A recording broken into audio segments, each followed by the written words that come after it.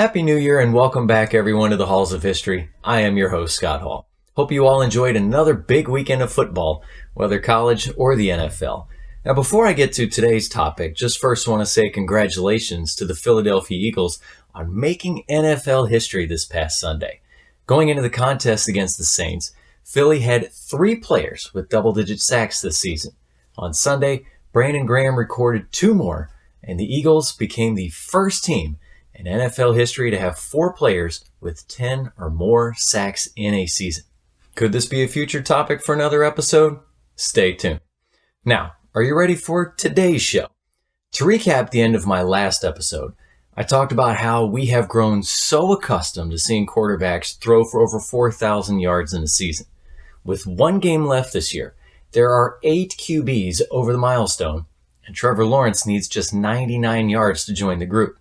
Now, my question for you, who was the first quarterback in league history to throw for over 4,000 yards in a season? The answer? Joe Namath in 1967.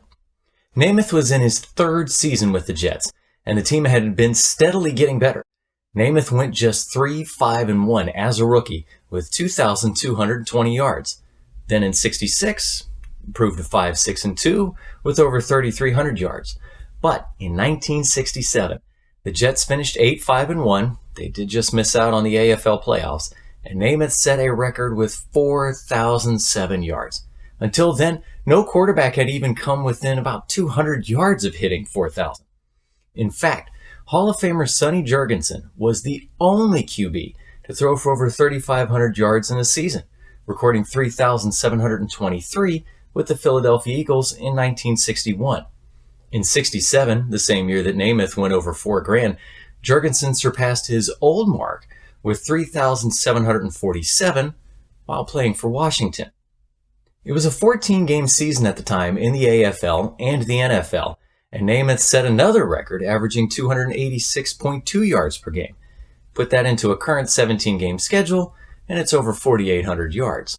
Namath's start to the season didn't look like it was going to be a record setter, throwing for just 153 yards in the season-opening loss to the Bills. But then he fired off 399 yards in a win over the Broncos, and then another 415 to beat the Dolphins the following week. Even with some other great individual games as the season wore on, Namath entered the final 2 weeks of the season with 3,294 yards.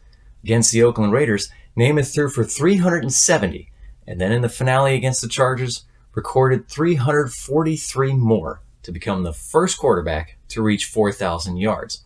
Broadway Joe had a pair of great receivers to throw to, and Hall of Famer Don Maynard and All-Pro George Sauer.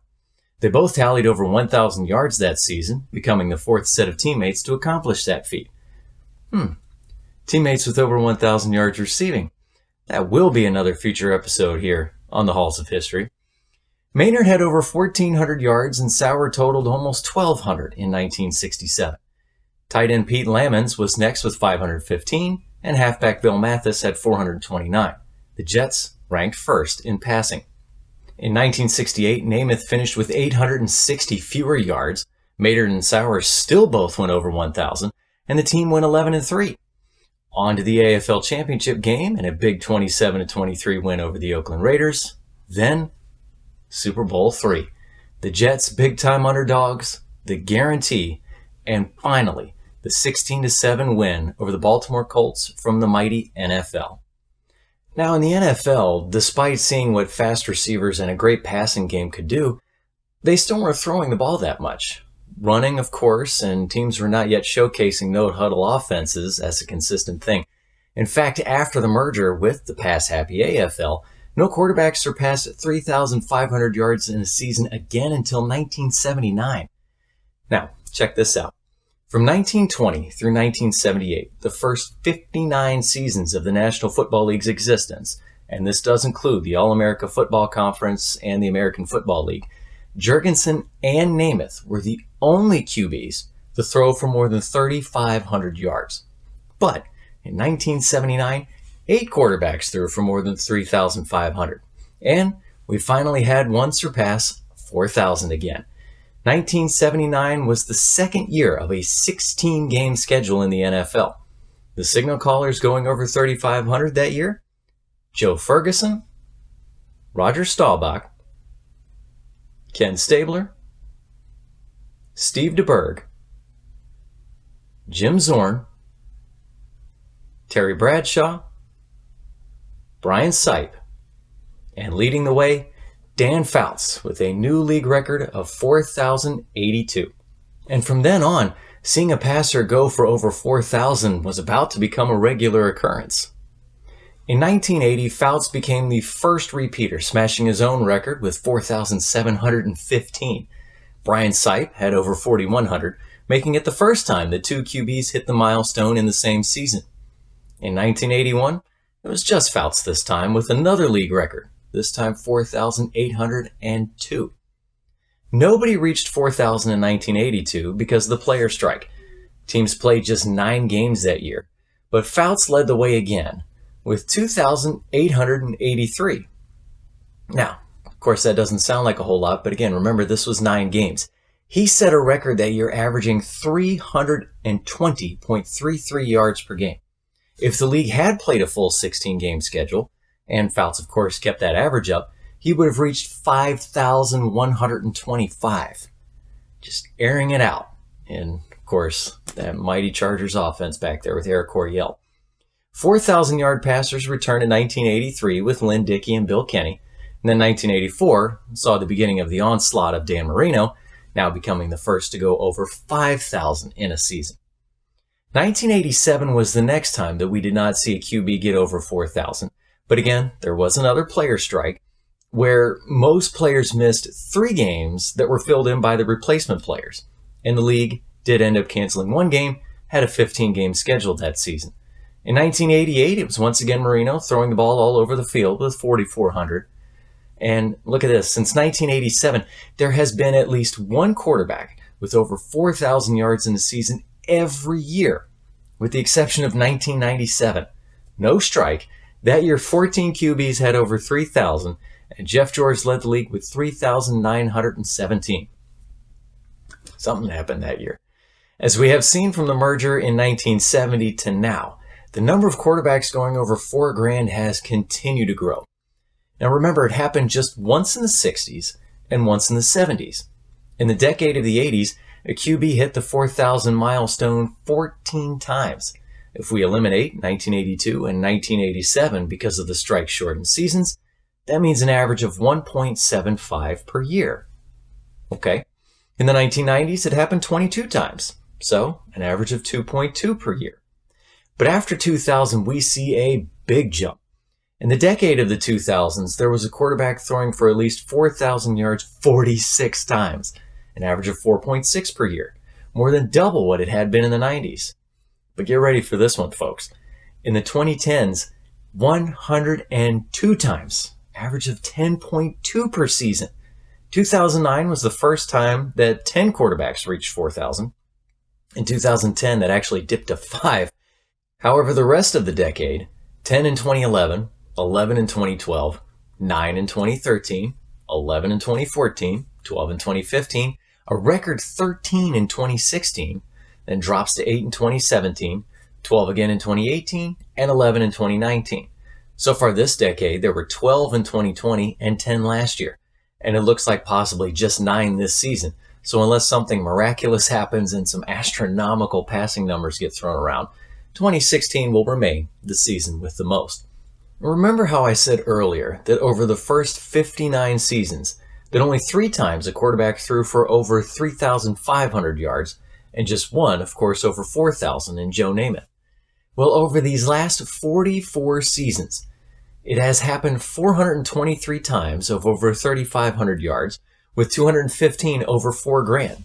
And don't forget that 14 times a QB has thrown for over 5,000. The NFL has turned into a passing league. Along with that, it has gotten a little easier with more games, as well as a lot of rule changes. At the time that Namath became the first, a quarterback needed to average almost 286 yards a game over the 14-game season. Fast forward to the 16-game schedule, and that average drops to 250. Now, with 17 games on the NFL slate, the average needed to reach 4,000 yards is 235.3. 66 different quarterbacks have thrown for over 4,000 yards in a season. Should Trevor Lawrence be able to record at least 99 on Saturday, January 7th against the Tennessee Titans, then he will become the 67th. Peyton Manning and Tom Brady are tied with the most at 14 each. Former teammates Philip Rivers and Drew Brees are next with 12, while Matt Ryan and Aaron Rodgers have 10 apiece. And unless Rodgers throws for 510 yards against the Lions, and Matt Ryan comes back in the lineup and blows out the single-game record with 943 yards, it looks like they will remain tied for the third most. And did you know that there is only one franchise who has never had a 4,000-yard passer? That distinction belongs to the Chicago Bears. The single-season record for a signal caller in the Windy City, Eric Kramer, with 3,838 in 1995. In fact, only 4 times in the 100-plus years of the Bears has a QB thrown for over 3,500. Along with Kramer, Jay Cutler has the other 3. And despite the Jets having the first player to reach that 4 grand milestone, Namath is still the only quarterback in team history to do so. Next closest is Ryan Fitzpatrick with just over 3,900 in 2015. The Cleveland Browns and the Philadelphia Eagles have also had just one season with a QB over 4,000. For the Browns, it was Brian Sipe all the way back in 1980, and Carson Wentz for Philly all the way up in 2019. The Tennessee Titans have not had anyone over 4,000 while in Nashville, and only Warren Moon did it twice when the team was the Houston Oilers in 1990 and 1991. The franchise with the most seasons of a QB going over 4 grand, the Los Angeles Chargers. Fouts did it 3 times, Rivers with 11 while on the West Coast. Remember, he did do it his one season in Indy. And current flamethrower Justin Herbert has done it 3 times. Now, check out my Twitter page at ScottHall82 after this final NFL weekend. Be able to see the full list of all the times for each franchise. Okay, folks, now that we've had a little history lesson there of 4,000-yard passers, are you ready for what's next? To begin the show, I talked about how the Philadelphia Eagles, they're making history this season as the first team with 4 players recording double-digit sacks. There have been many trios of teammates to reach double figures in the same season, but never 4 until now.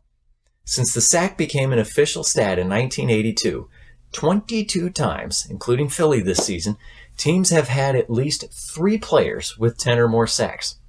Now, here's your trivia question. Which 2 franchises were the first to officially have a trio of 10-plus sack teammates in the same season? Couple of hints. It happened in 1983, and the teams were in the same division. Think you know? Drop your guesses in the comments below and tune in for my next episode to find out the answer right here, only on the Halls of History. Thanks for watching.